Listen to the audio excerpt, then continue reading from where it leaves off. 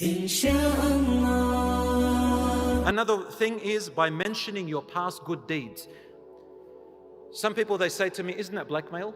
I couldn't believe that question. I said a story about three men who were stuck in a cave, and one of them, he said, they got together and they said, let's all take a corner and ask Allah subhanahu wa ta'ala by mentioning some of our good deeds that we've done in the past, and maybe Allah subhanahu wa ta'ala will relieve us from this cave.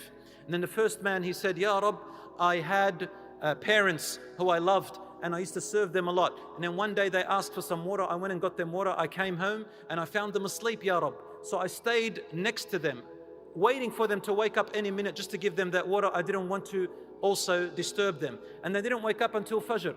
Oh my Lord, then I gave them the water. Oh Allah, if you know that I did this for your sake and only to please you and out of love for my parents, then save us from this cave. And the rock moved only a little bit. The second person, he said, oh Allah, I had a cousin, and she was very pretty and very gorgeous, and I tempted for her.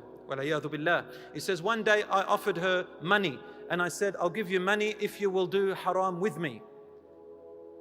And she said no. Then she became destitute at one point. And then I offered her again, and then she said, okay, you give me the money because I'm so much in need. It's a matter of life and death. And then he said, when I had power over her and I was about to do the haram with her, she reminded me, she said, fear Allah, my cousin. And if you want to take me, then take it in the halal. He said, I feared Allah, and this woke me up. It hit me. I went away and I let her keep the jewelry. Oh Allah, if you know for your sake, I went against and withheld my temptation for your sake, save us from this cave. So the rock moved only a little bit, but not enough. The third person, he said, oh Allah, I used to have a business and I had investors in crops. And after everyone invested, the crops came out and I gave them profit. One of them didn't take his profit on that day. He went, and about a year later he came back, and then he wanted his profit. I gave him a little bit of profit. So he wanted his profit, and then I said to him, you know what, your profit stayed with me and it made 1 year's profit extra. So you deserve everything you see in front of you. That all came from your investment. He said, you're joking. He said, Wallahi, it's yours. This is our contract. And he took everything. He said, Ya Rab, if you know that I fulfilled my promise and my contract for your sake, save us from this cave.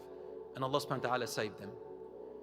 If you have good deeds and you remember them, mention them to Allah. Someone said to me, is this blackmail? You're mentioning your good deeds with Allah, give me this for that. No, subhanallah. Worship is dua, and dua is worship. So what you did over there is actually worship. All you're doing is, oh my Lord, that worship that I did for you, I'd like to use it now.